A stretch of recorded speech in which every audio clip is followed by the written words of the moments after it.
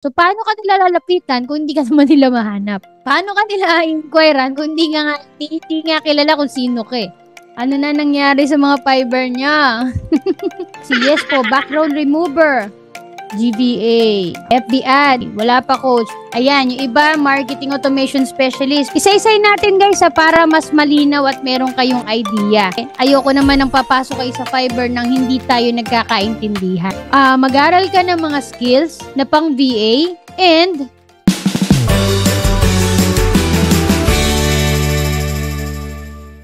kamusta po? Okay lang yan, Coach.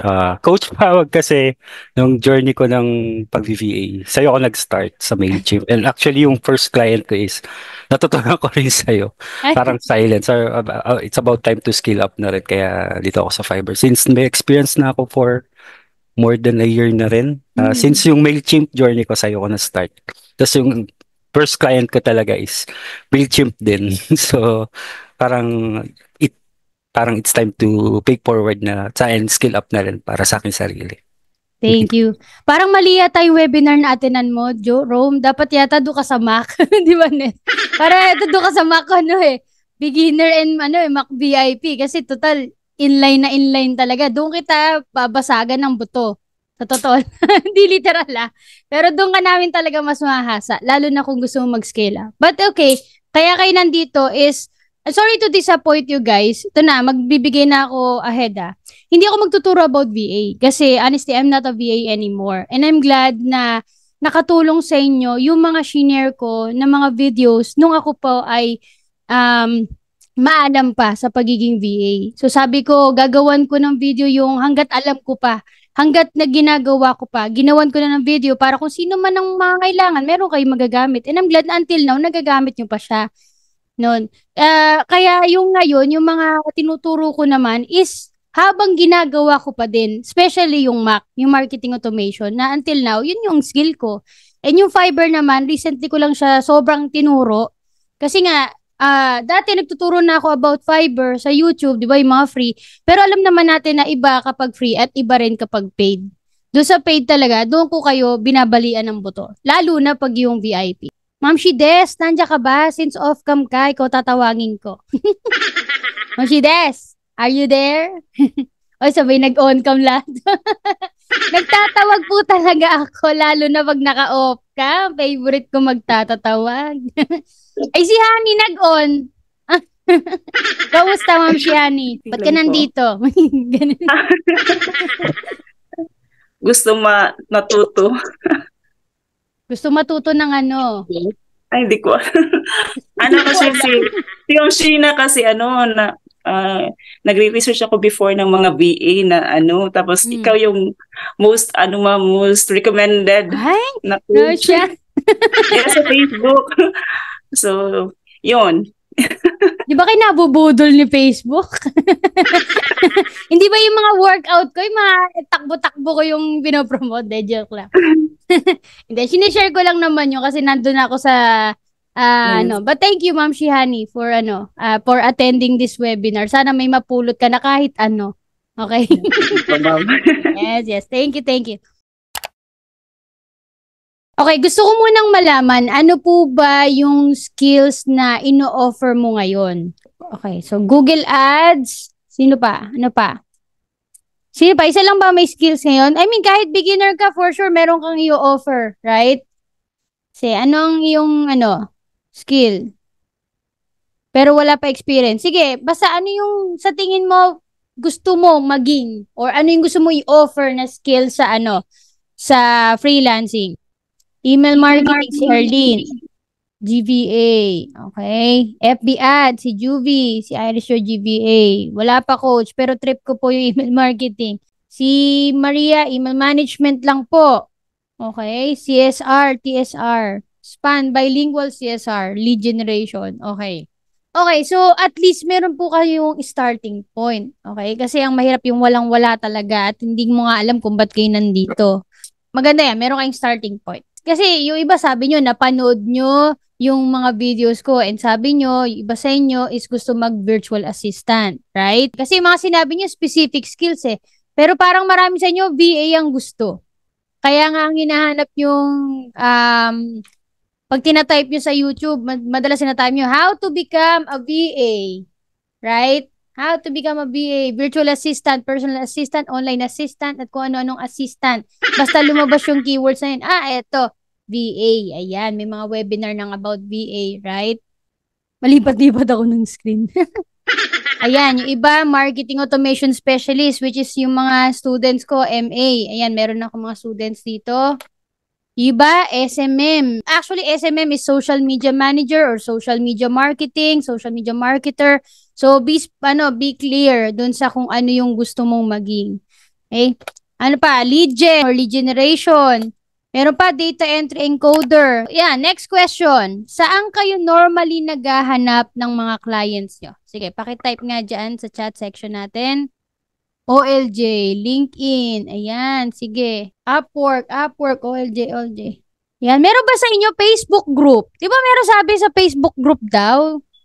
Hindi nyo ba na-experience yun? Di ba may mga webinar na nagsasabi mga coach na, sa mga groups kayo sumali, di ba? Tapos daw mag-aano kayo, magko-comment kayo dyan. Referrals, okay. So marami kasing pwedeng pagkuhanan.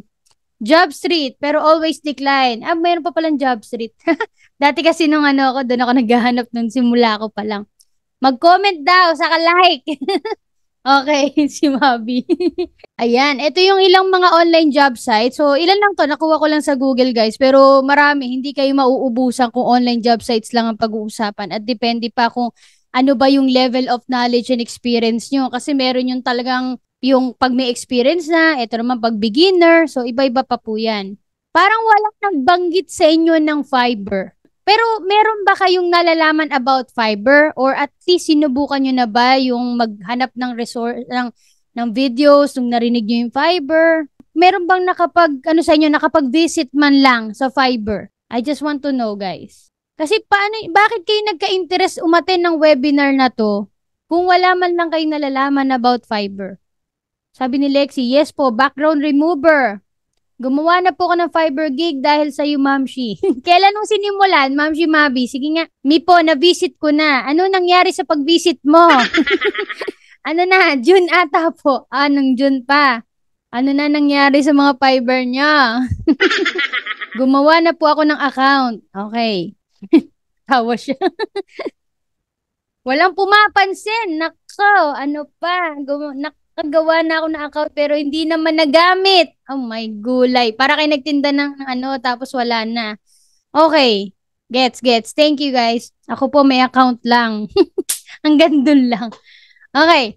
So, ngayon, ang pag-uusapan natin. So, mahalaga sa akin na nalaman ko na ganyan yung pinaka naging status nyo sa Fiverr. I mean, nagsimula kayo pero nagsimula lang. Kaya ngayon, pag-uusapan natin yan. Pero, actually, hindi tayo magfo-focus lang sa Fiverr itself. Okay? Kasi, isi-share ko sa inyo yung kung ano yung naging journey ko ng mabilisan. Kasi baka makarelate kayo. Like kanina, di ba, tinanong ko kayo, sabi nyo, nakita nyo ako sa YouTube na about VA, ganyan. And sabi ko nga, hindi na about VA ang ituturo ko. Pero i-share ko sa inyo yung naging journey ko from how I started and paano yung naging journey ko kung bakit ako napunta sa Fiverr at kung bakit until now, nasa Fiverr pa ako. Okay? So, sa uli, kayo na mag-decide kung saan nyo ba gugustuhin. Okay, so mabilisan na info about me. Okay? Hindi ko alam kung napanood nyo na po yung video na kung saan nag-share ako sa YouTube. Yung parang maten ako sa isang live guesting na kung saan nag-share ako ng buhay ko na naiyak-iyak pa ang mamshi nyo. So ito lang, mabilisan lang. So sa mga hindi pa po nakakilala, I'm Sheena Santos. And nag-start po ako kagaya ng storya ng iba. I was a call center agent. But again, ngayon sasabihin ko lang na hindi nyo naman po kailangan maging call center agent bago kayong mag-online job or maging freelancer. And 7 years po ako nag-call center.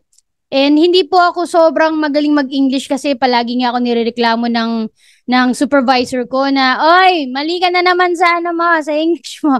Mali ka na naman sa accent mo. Mali ka na naman sa grammar mo. Palagi akong pinapatawag. Pero and lagi rin akong long call. Kung alam niyo yung long call sa call center, yung parang lagi na lang akong mahaba yung tawag sa client.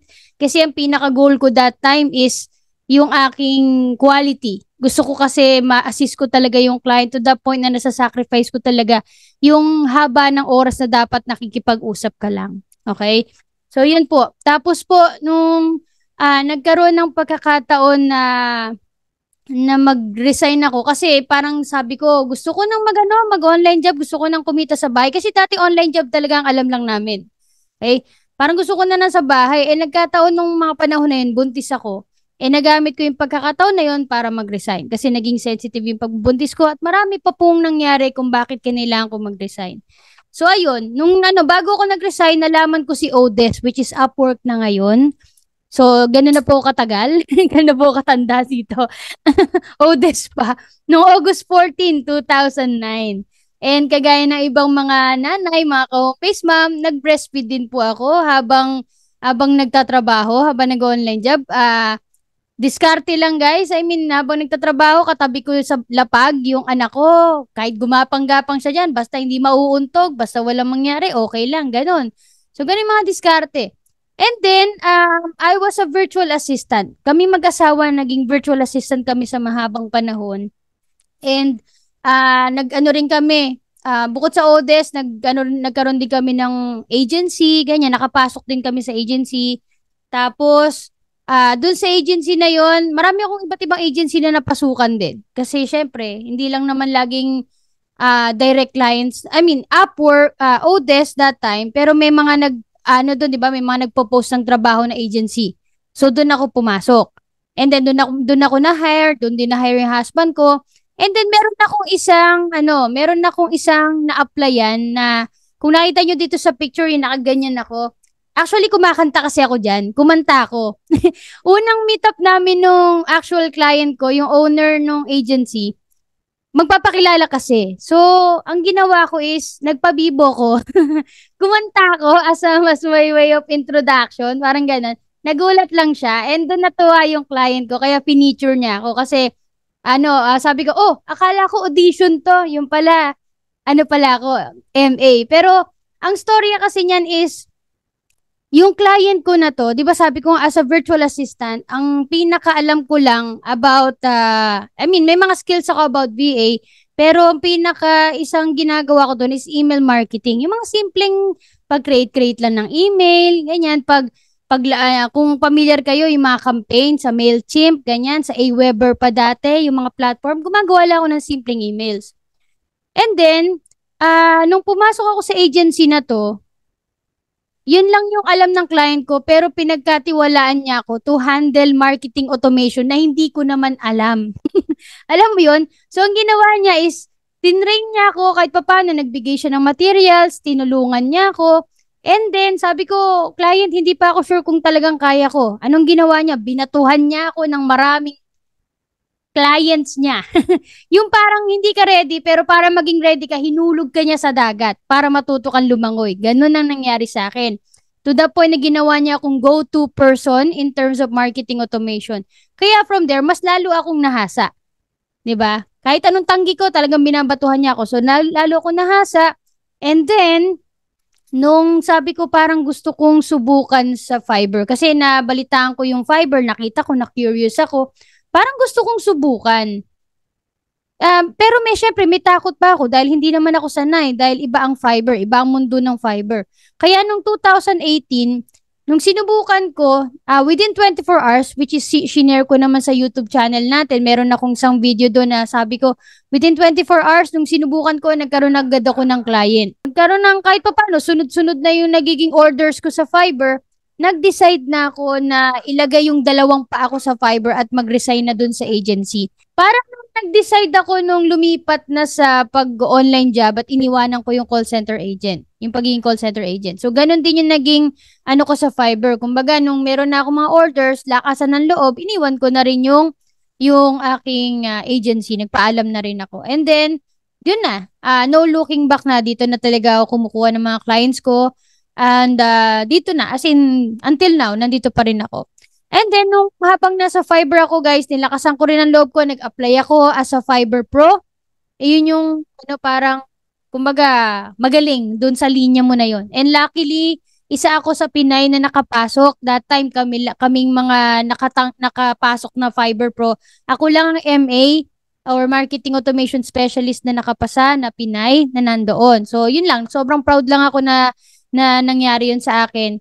And then from there, ayan, mas lalo ko na-enhance yung knowledge and skills ko about MA. Nakapag na rin ako ng mga students. So, if I'm not mistaken, 2019 until now, nakaka-12 batches na ako. Ayun, and baka magkaroon na rin ng batch 13.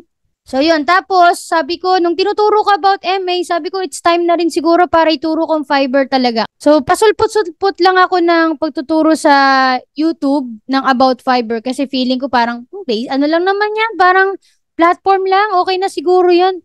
Pero, nakita ko kasi yung, ngayon, nakikita ko na meron din pala mga kauri ko, mga ka-home-based kada ko na hindi sila pang full-time. Yung alam mo yun, meron din yung naghahanap ng flexible hours na kagaya ko. And meron akong isang ginoinan dati na course na kung saan ang style nila is, yung kagaya sinare ko sa inyo kanina, yung iba na kino-coach ng mga coach na sinabi, doon kayo sa sa mga Facebook groups, doon kayo mag-comment o kaya mag-cold leads kayo, yung mag-i-email, di ba? Yung mga cold emails. Sinubukan ko yun, guys.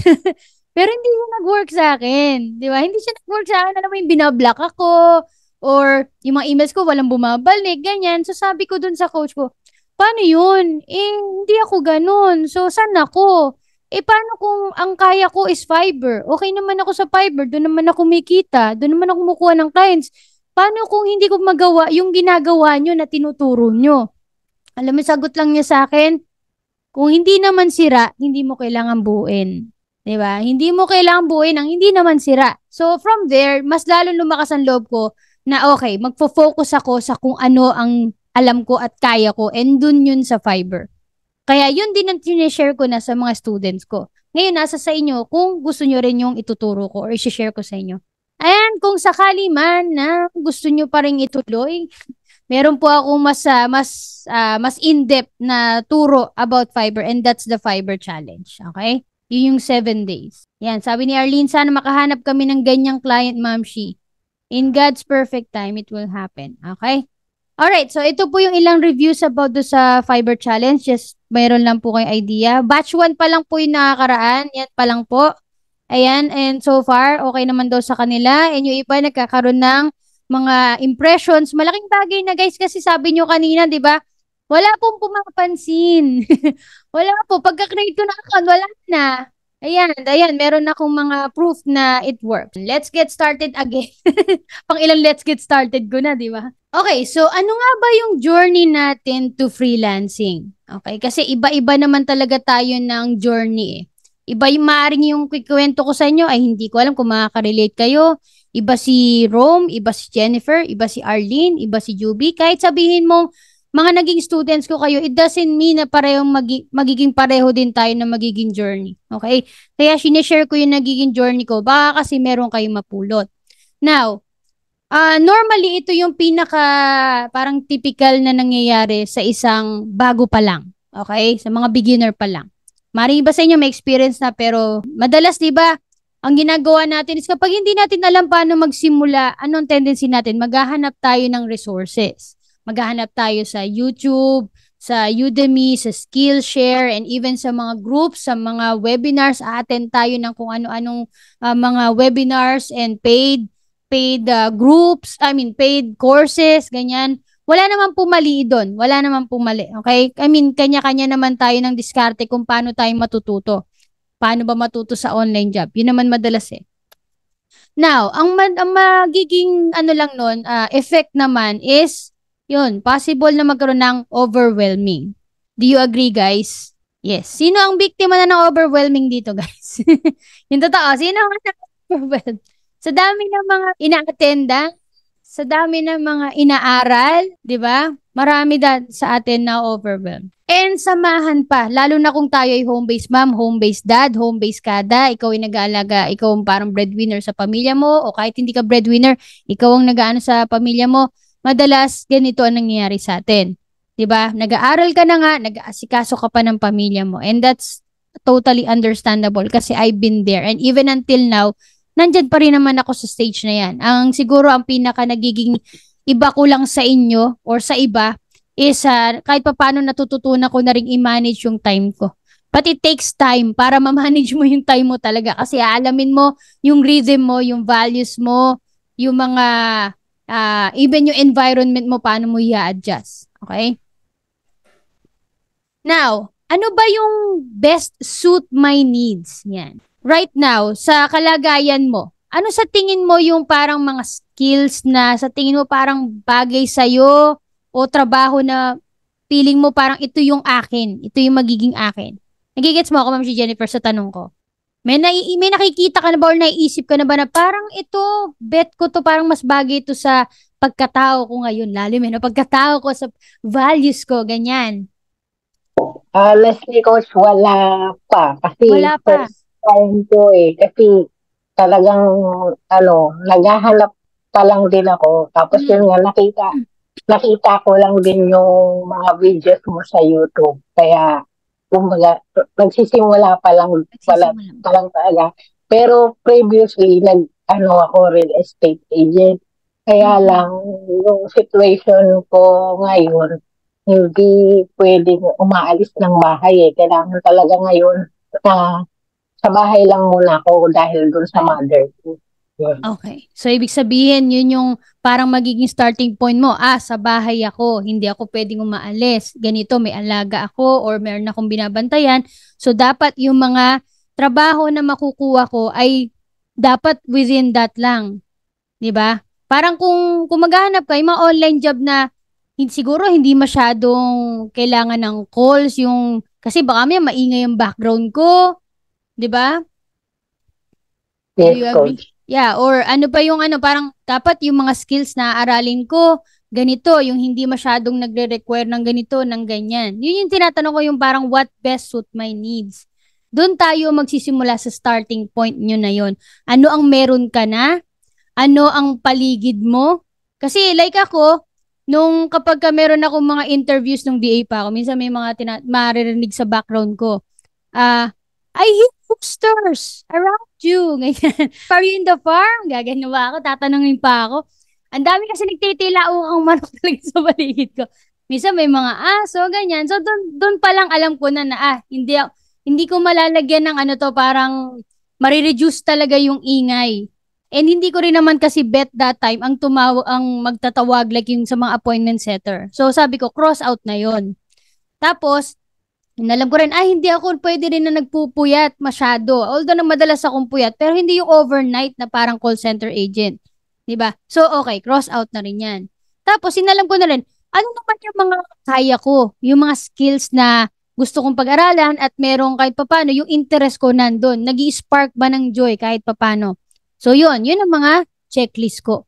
Ganun ako nag-checklist ng mga okay at hindi okay sa akin. Alright? So, baka sakali, kailangan mo rin i-assess yung sarili mo. Baka yung inaaral mong skills ay talagang hindi best suit sa'yo. Baka pinipilit mo lang. O baka mamaya, masyado mo sinasantabi yung isang bagay na dapat pala yun ang gusto mo, pero pinark mo. Alam niyo yun? Wala naman akong balak paiyakin kayo, guys, ha? Sinasabi ko lang.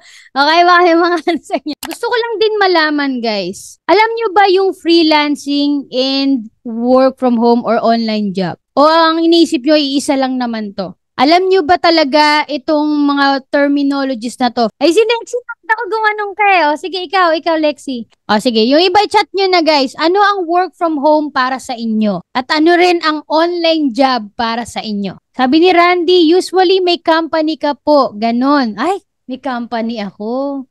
Ako ba? Ano pa? Work at your most convenient time. Ano to? Pagkaintindi ko, pag work from home, employee ka pa din. Unlike pag freelancer ka, ikaw ang boss ng sarili mo. Ayun. Okay? How about, yung mga umu-oo lang dyan, mag-type kayo. Yan. Nag-work po sa bahay. Nag-work sa bahay. Na independent. Ang online, kaya po nung ginagawa nyo, Ano ginagawa ko? Kinabahan ako, ano may ginagawa ko? Bali online ang transaction, ang work.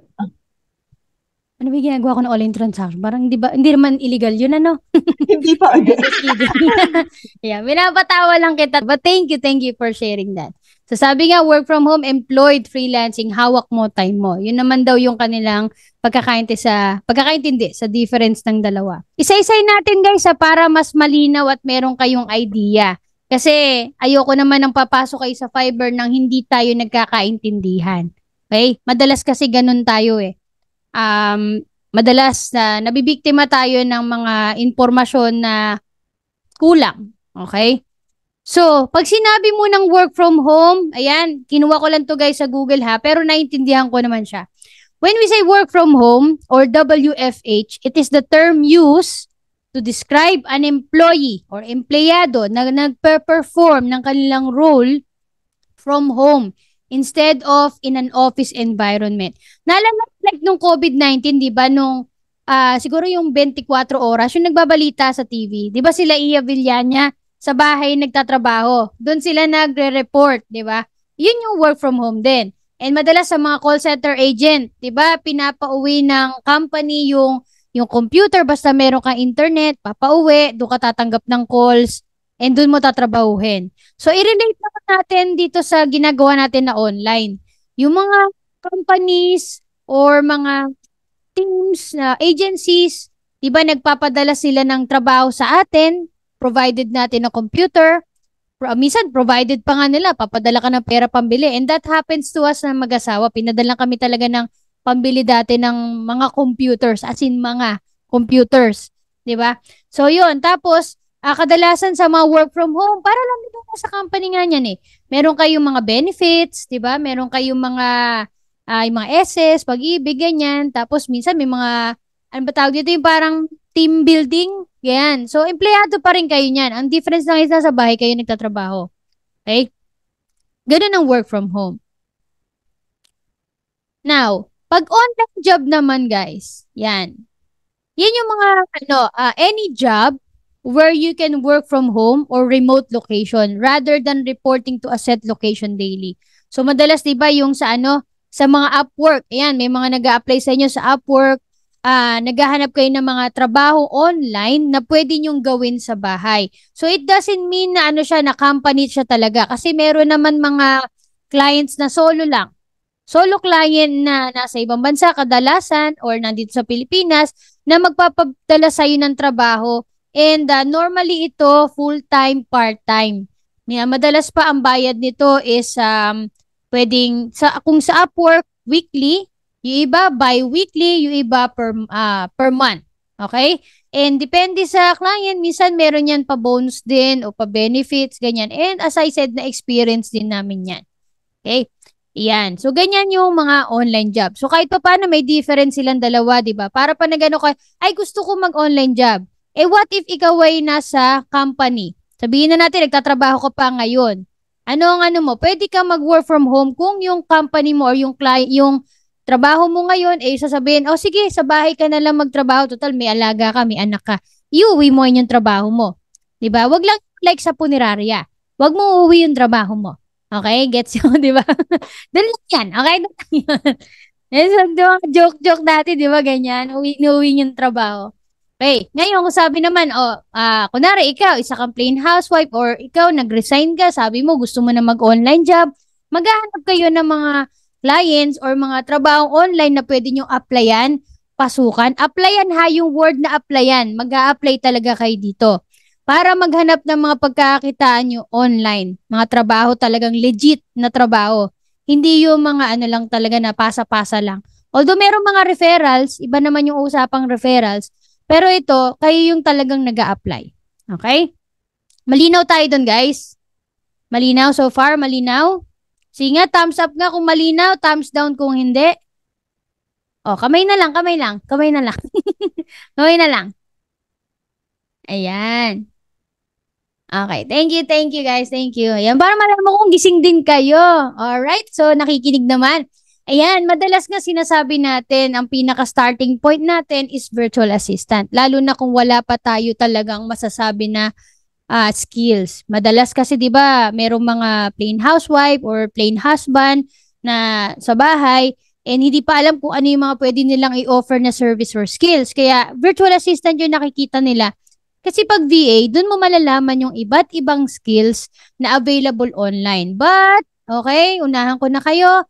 Hindi nyo po kailangang malaman lahat ng skills ng isang VA dahil hindi po to natatapos. Okay?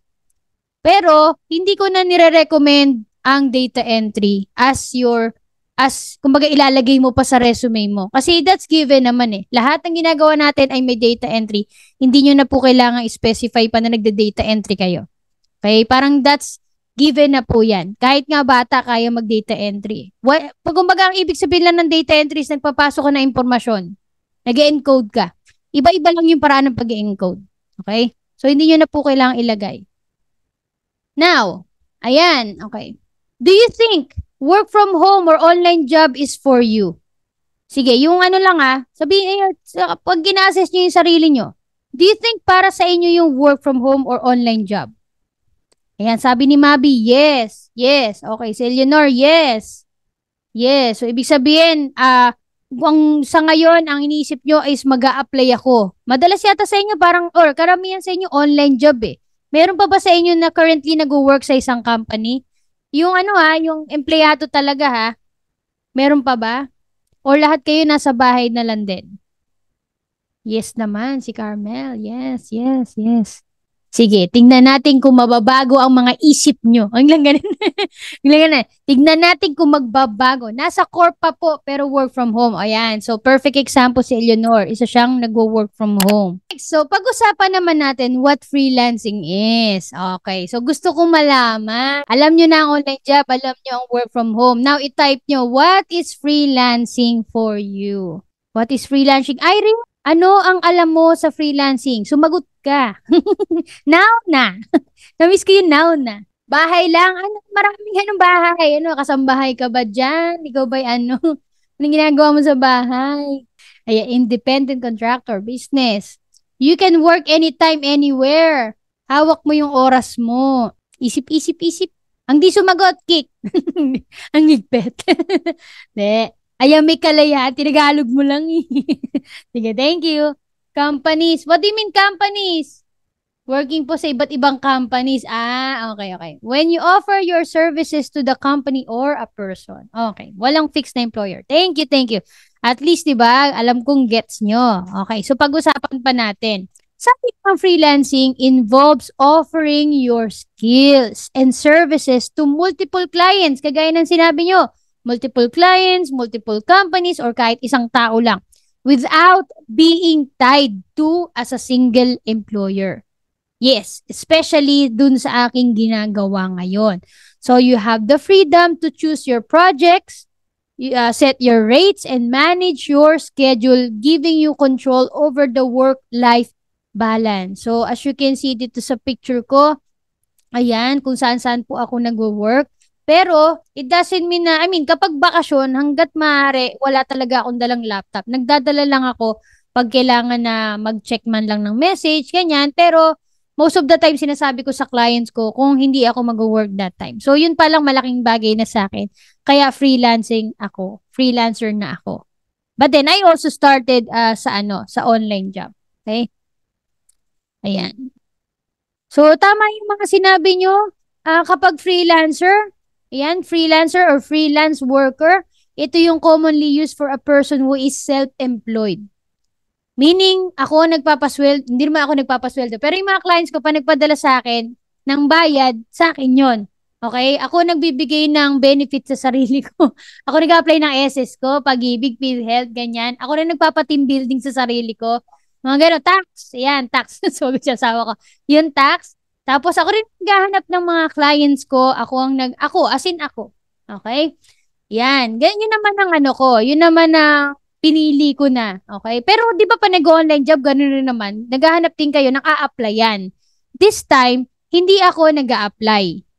Ako ang ini-inquiran.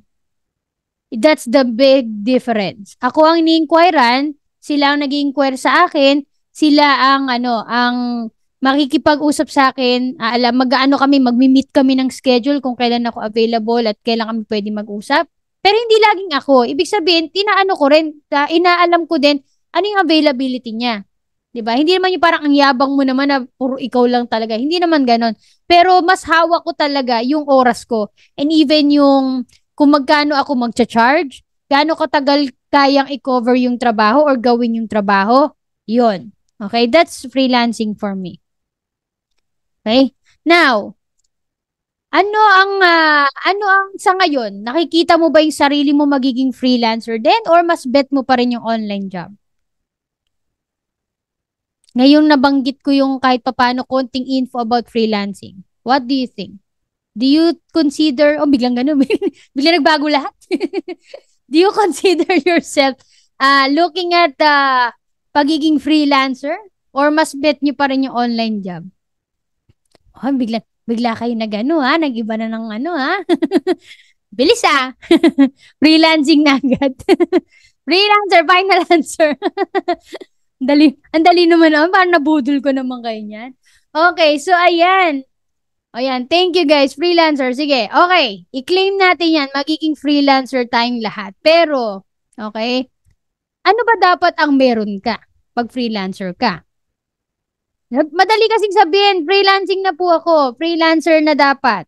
Ano ba dapat meron ka? Sige nga, comment. Skills. Ano pa? Skills. Skills, naniniwala ba kayo? Skills? Computer. Skill to offer to your future client. Disiplina. Yes, malaki yan. Malaki yan. Laptop and net. Internet. Stable internet. Bukod sa skills, ano pa? Meron pa ba? Bukod sa computer, internet, knowledge. Okay? Service na you offer. Ayun. Yes. Do you think this will be easy? That's the next question. Do you think this will be easy? Oo, hindi. Magkakaiba tayo ng opinion dito. Pero do you think this will be easy? Hindi. Hala, medyo hard. Nagkuli-kuli ba? Medyo lang. Hindi, pero kakayanin. Marunong makicommunicate. Okay. Yes. Yan, yung communication na yan tinuturo ko yan sa mga Mac students ko. No po, lalo na pa nagsisimula pa lang. Okay. Yes, totoo naman kasi wala namang madali sa simula. Remember? Yeah, wala namang madali. And lahat naman basta ginusto, may paraan. 'Di ba? So yes, yung mga binanggit natin na yan, skills, services to offer, lahat naman yan, even communication, pwede naman yan practice it. Pero yung disiplina, yan ang kailangan mo i-work on. Patience is the key rin, 'di ba? Kasi sa freelancing, hindi talaga yan magiging madali lalo. Even yung pag-online job, guys, hindi naman din madali. May iba nga nag-take na ng course pa, di ba? May certificate, which is lagi nating binabandera. O, hingi po. Meron po ba kayong certificate? Ganyan. Pero kahit di naman talaga totally kailangan, hinahanap natin. Pero kahit meron ka, nagkaroon ka na ba agad ng client? Napansin ba agad? Hindi, di ba? So, at least dito, malalaman natin saan ka para doon ka magsimula. Okay? Hindi po. Hindi po. Ayan. So, yes, kung gusto mo maging freelance at ikaw ay virtual assistant, pwede mo ring i-offer ang virtual assistants as freelancer. Hindi lang naman kailangan na specific skills kagaya ng pinagsasabi natin kanina na ikaw ay lead gen, ikaw ay SMM, magandang bagay kung gusto mo. Pero kung wala ka pa talaga nung parang specific skills, then you can start as virtual assistant. Pwede din po iyon. Sa mga virtual assistant services, kung sakali man ito parang binibigay ko na lang din as example, lalo na kung wala ka pa talagang specific skills. Mag-aral ka ng mga skills na pang VA and, syempre, as I said, iba-ibang skills yan. Kasi meron pa tayong next question after this. Yung mga skills na yan, pwede nyo maging starting point yung kuma-attend kayo ng mga webinar or meron kayong mga free course na nakukuha, pwede din yun. I-list down nyo lang lahat. Okay? Pero hindi nyo naman sobrang kailangan na itutok lang yung sarili nyo doon. Especially kung wala naman kayong planong i-take action. Kasi ang pinaka-key talaga dito Kung gusto nyong tumagal sa ginagawa natin na online job and freelancing, kailangan yung mag-execute. Ibig sabihin, iti-take action nyo yan no matter what. Kahit mag-fail, failure is part of the process, guys. Sabihin ko na, failure is part of the process. So, kahit mabagsak kayo sa interview, ang sinabihan kayo na kulang ka ng mga skills, kulang ka ng use that as a learning curve. Okay? Ibig sabihin, pulutin mo yung mga matututunan mo para magamit mo sa magiging journey mo. Okay? Tandaan nyo po iyan. So, as I said, I was a virtual assistant din bago ko nakarating sa Fiverr. Ayan yung mga diskarte ko. Meron akong laptop, yung kabila, ginagamit ng mga anak ko habang nanonood sila. And minsan pa nga, meron pa nga akong pagkakataon na 3 yung screen ko. Di ba sa Upwork, merong screen tracking? Di ba? Right? Bago pa ako mag-work, nagsasabi na ako sa client na, client, you might see a playing YouTube in the other screen. Kasi yung mga anak ko nanunood. Diba? So, at least alam na nila na totoo, manunood ba ako ng nursery rhymes habang nagtatrabaho, diba? So, sinasabi ko na ahead. Ibig sabihin, yung alam kong magiging problema ko in the future, ina-address ko na agad. Diba? Yun lang. Kumbaga, kung meron man kayong gustong i-address, huwag nyo lang aabusuhin. I mean, just be honest, ha? Yun. Kaya yun, sinasabi ko na agad sa client. So, kung meron man pagkakataon na, kunwari, may mga clients kayo na nagre-require ng full-time, tapos hindi mo naman talaga kayang full-time, then be honest kung ilan talaga yung kaya mo at kung ano yung kaya mo. Pero if you're willing to go out of your comfort zone, then okay din yun. So, wala pa po tayo sa Fiverr, guys.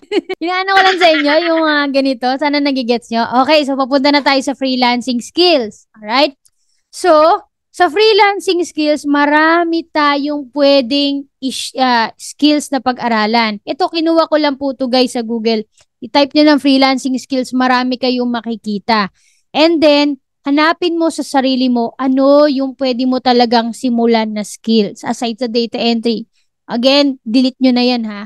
Kasi madalas yun mga na-encounter ko data entry, Pero ayan, marami po kayo makikita at marami din nalabas dito. Marami pa po.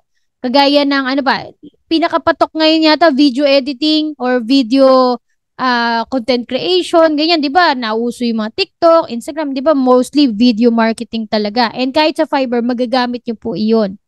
And pa, copywriting, yan, malakas din ang copywriting kasi, di ba? Kahit saan magagamit mo, depende kung saan mo gusto gamitin. Sa email, sa content, sa post, di ba? And even yung sasabihin nung gumagawa ng video, kailangan din ng copies nun. Alamin nyo na sa sarili nyo kung ano yung bet nyo. And meron pa, yun nga, may mga student ako na marketing automation, yun ang pinag-aralan nila. Kaya ako sinasabi to is, paano kung wala ka talaga pang skill or tapos hindi mo bet ang VA? Hindi mo bet yung iba-ibang skill. So, it doesn't mean na wala ka ng pag-asa kasi marami talagang skills that you can offer online.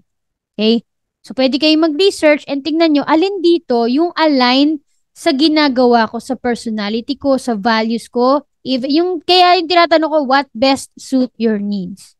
Okay, para maiwasan kahit papano yung pagka-overwhelm. Hindi mo kailangan yung aralin yung skill na hindi mo bet. Gets nyo? So, doon kayo pwedeng maglista. And then, burahin yung hindi mo kailangang i-offer. Lalo kung hindi siya aligned sa ginagawa mo at sa gusto mo. So, medyo malalim. I think nagigets yun naman ako eh. May halong paluto with love. Okay? Kasi madalas may mga nakakausap ako na gano'n na, ma'am, na-overwhelm na ako. Ang dami ko inattend na webinar. Ang dami ko natutunan na skills. Pero hindi ko na alam kung ano ang sisimulan ko.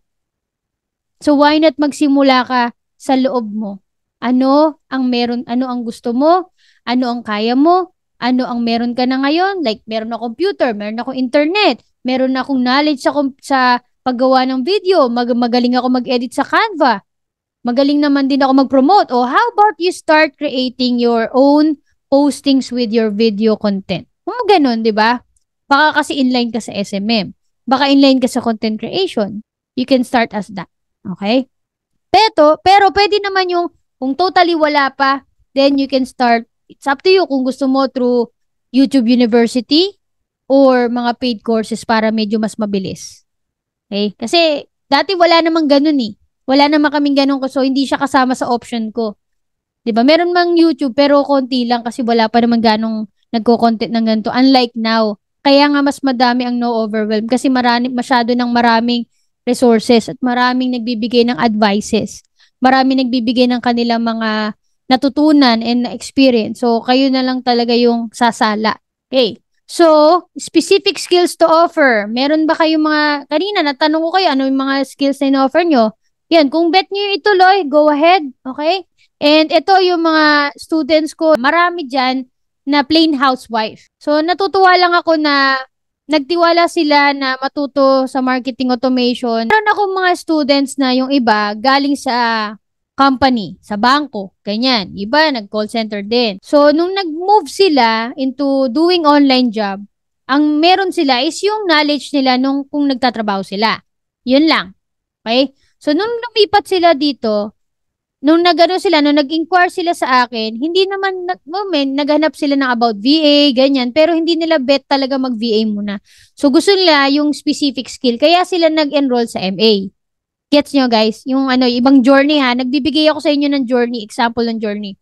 So, nag-MA sila, marketing automation, and then nung natuto na sila, nakagraduate na sila doon, na i-apply na rin nila, parang bet nila na magdagdag pa ng ibang skills.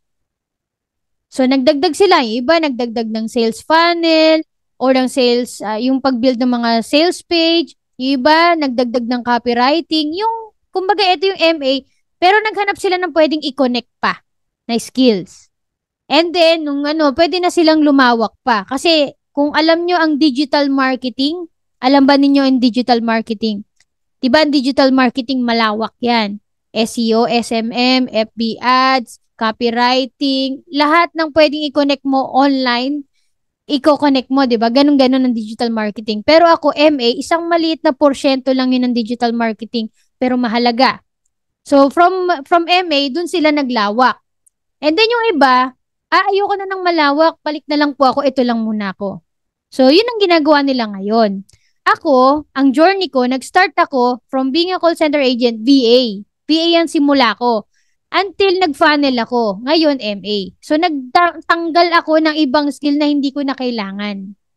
Pero bago ko siya tinanggal, tinuro ko siya sa YouTube. So, ganun naman yung journey ko. Nagtanggal ako, kumbaga si Voltes 5, nagtanggal ako na ibang parts.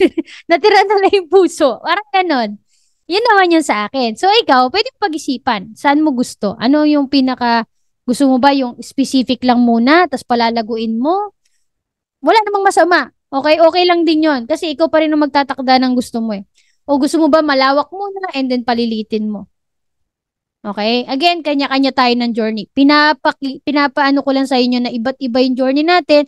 At the end of the day, ang gusto natin is magawa yung goals natin at maging satisfied and masaya. Okay? Kung hindi ka na masaya, there's no reason para mag-hold on. Wow. Parang relasyon lang. Okay. Kung ano na ba ako saan tayo mapunta. Ayan. So, may mga feedback din naman ako na gano'n, na magaganda yung feedback natin. Sabi ko nga hanggang nakaka-batch 30 na tayo. Okay, so ito pa yung next question. So, kanina, inalam nyo ano ba yung mga pwedeng maging mga skills nyo to offer. Alam nyo ba ang niche? Pag tinatanong kayo, what is your niche? Randy, what's your niche? Sige, pag tinanong ko parang what is your niche? Web scrapping and Canva editing, mga ganun po. Oh, web scrapping and editing Canva. Nice. Thank you, thank you. How about you, Ma'am Maria Corazon? Ano ang niche mo? Sige. Tawa siya.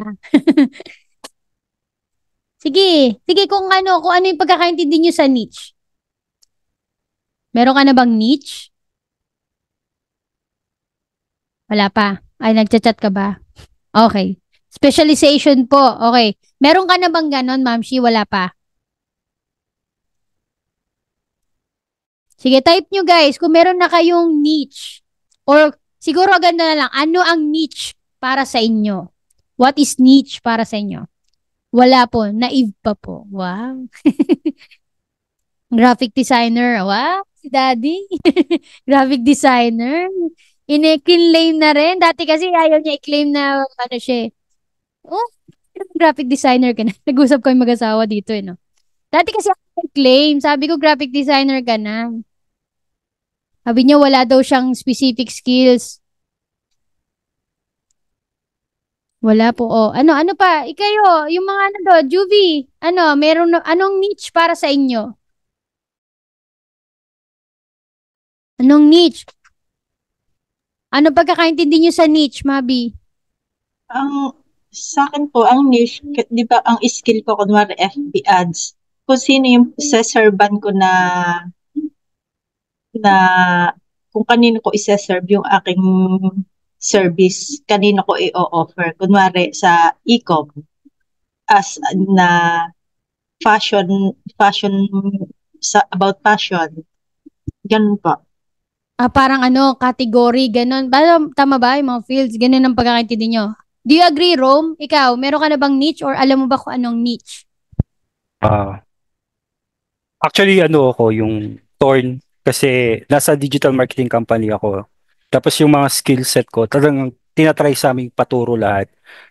Gaya sa graphic design, ay pinaka-ayokong part sa digital marketing, yung graphic design. Pero usually, kapag meron kami new clients, yung design ko yung nakukuha. Like yung mga sa podcast, yung mga snippet doon, yung mga which is ay pinaka-ayokong gawin kasi mas comfortable ako sa copywriting lang o video editing. Tapos when it comes to niche kasi, gusto ko mag-freelancing dahil na-align ako sa non-profit. Gusto ko siyang i-offer yung mga skills ko sa mga non-profit. Doon yung nakikita ko for me in the future. Parang doon yung intindi ko sa niche. Parang magsaserve ka ng certain industry, usually the underserved. Yung parang konti pa lang yung mga nandito, konting konting freelancer pa lang yung nagsaserve sa mga ganong type of client. Parang ganun yung intindi ko sa niche. Aside from the skills, meron din yung very specific kung ano yung gusto mong i-offer yung skills mo. Thank you. Parang ang ganda naman ng problem mo. Ayoko nun, pero yun nakukuha sa akin. Di ba?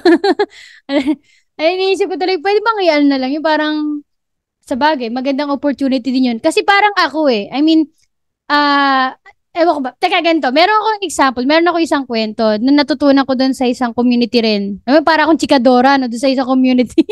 Kasi sabi nito, parang, yung pag nagmamanifest ka, yung kunwari nasa classroom ka, tapos sasabihin mo doon, yung kunwari yung teacher mo nagtatawag. Tapos sabi, merong mga parang tatawagin, tapos hindi ka ready. Sabi mo, sana wag ako matawag, sana wag ako matawag, sana wag ako matawag. Pero ikaw, wag. Yung ganon. So, parang manifesting din siya. Parang ayaw mo na pero ikaw yun dahil namamanifest mo siya kahit hindi mo sabihin na sana wag ito, sana wag ito, sana wag ito. Pero yun yung nababato sa'yo. Wala, naisip ko lang. Ay ko chikadora lang ako. Ayan, well, thank you for sharing. Ayan. So, yan. Okay. So, yes, sabi nga dito, sabi ni Irish, kung saang industry ka po specialize, or specific skills or interest, kung saan industry ka po specialized. Okay. So sabi nga, ayan, a niche is not just a category or a field, okay? But a narrow and a specialized segment of the market that aligns with your skills, passions, and goals, which is yung perfect example na sinabi mo, Ro. Now, for example, instead of being a general graphic designer, you could be a graphic designer who specializes in logo design or for eco-friendly. I think kagaya rin nung sinabi ni Juby, pwede rin naman yung graphic designer ka, pero specific yung market na i-handle mo lang. Pwede rin yun, di ba? So, pwede rin yun yung niche mo. A niche helps you to stand out from the crowd, showcase your value, and target your marketing efforts. So, like yung sa akin, ang market ko, or ang niche ko, from being a VA, I decided to niche down. Kaya MA na yung ginagawa ko or marketing automation. And then, mas nag-niche down pa ako, especially kapag ang mga lumalapit sa akin na clients is mostly yung gumagamit ng platform na ActiveCampaign. O kaya Mailchimp. Kaya, yun, yung baga within that, go high level, hindi go high level pero Klaviyo, HubSpot, pero mostly ActiveCampaign, Mailchimp. So, ganun ako ka-specific. Kaya pag hinanap mo ako, Pag tinype mo marketing automation o pag tinype mo active campaign, parang kakabit na siya ng pangalan ko. So, madali akong na-identify. Do you get my point, guys? Madali akong nakikilala kasi pag hinanap mo kunwari sa LinkedIn, marketing automation, makikita mo pangalan ko. That's how you can niche down din. So, mahirap kasing ano mo na, Randy Virtual Assistant. O, kunwari lang ha, Randy Virtual Assistant. Di ba malawak ang virtual assistant? So, ang tendency, mahirapan kang hanapin. So, if you want to niche down, para talagang matarget mo, sino yung market mo, yun, pag-isipan mo kung paano mo ikaw gustong makilala. That's how we can do it as a freelancer. Kasi pag online job, remember, sa online job, kung ano ang job postings dyan, sa Upwork or sa OLJ, kung ano yung mga nakalista na tasks and responsibilities, mag-a-apply ka. Pero, kunwari, about VA yan, applyan mo about VA. Kung may mga skills dyan na kulang sa'yo, aralin mo. So, hindi na kailangan sobrang makilala ka. Basta kailangan na ma-identify na VA ka at alam mo yung trabaho na yon. Sa freelancing, di ba sila yung lalapit sa'yo? So, paano ka nila lalapitan kung hindi ka naman nila mahanap? Paano ka nila inquiran kung hindi nga kilala kung sino ka eh? Gets? Okay, yun ang mga pwede niyong pag-isipan. Now, where and how to find clients? Ayan. So, kagaya nung kanina, puro kagaya nung kanina kasi ang daldal ko, nasabi ko na agad bago ko pa nakarating dito sa presentation. So, iba-iba yung mga diskarte kung paano ba nakakahanap ng clients. Yung iba, yung turo nga nung iba is direct messaging to target clients. Kung bet mo yon, yung ikaw yung tipo na gusto na nag-i-email ka, diba? Kung magaling ka naman sa pagsusulat, sige, go ahead. Baka doon ka makakuha ng clients. So, o kaya nagme-message sa Facebook, sa Instagram, depende kung nasan ang iyong target client. Kung saan sila, ito yung sinasabi na kung saan sila madalas nakatambay. Doon mo sila hanapin. Okay? And doon ka mag-message. Cheerleading in groups. Diba yun ang sinabi? Pumunta kayo sa mga comment section para pag nagko-comment ka, ikaw mag-stand out doon. Diba? May mga diskarte rin, may mga strategy din doon. Hindi ko yun tinuturo kasi hindi ko yun ginagawa. Ang akin is attracting potential clients. At yun ang ginagawa ko sa Fiverr. Okay? And even sa YouTube. Kaya nga kayo nandito eh. Diba? Nakita niyo yung mga videos ko, na-attract kayo dun sa mga sinishare ko, that is why you are here. Right? So, that's how you can do it din. Ang isa sa ginagawa ko rin hanggang ngayon is yung pagiging freelancer ko, in-apply ko siya sa Fiverr. Kaya papasok na tayo sa Fiverr. Ngayon pa lang. Ngayon pa lang natin pag-usapan yung topic about Fiverr, di ba? So, but so far, nagigets nyo ba yung mga naging journey bago ako magta-transition to Fiverr? Dumating din ako sa point na pinag-iisipan ko, do I have to continue my online job journey or dito na ako sa freelancing journey? So ngayon, lalo na't beginner pa kayo, alam ko nandun din kayo sa stage na inaalam mo pa. Yung kinikilala mo pa kung ano yung sarili mo, ano yung gusto mo, ano yung kaya mo, yun. Doon talaga eh. Pero pwede nyo naman subukan. At least alam nyo na, oo nga no, parang mas bet ko na, dito muna ako. Ito muna yung susubukan ko. Okay, dito muna ako. Ganun no. Diba? Pwede naman kayong umatras at umalis sa isa kung di na kaya, lipat ka sa isa. Diba? Kasi at the end of the day, meron kang business na ginagawa and that is yourself. Meron kang business, yung sarili mo.